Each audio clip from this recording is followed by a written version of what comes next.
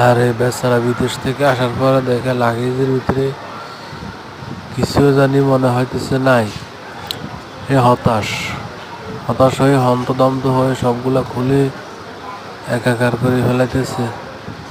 বিশ্রয় পাইতেছে না, কিছু একটা জানা মনে হয় না এটা লাগেজটা খোলা।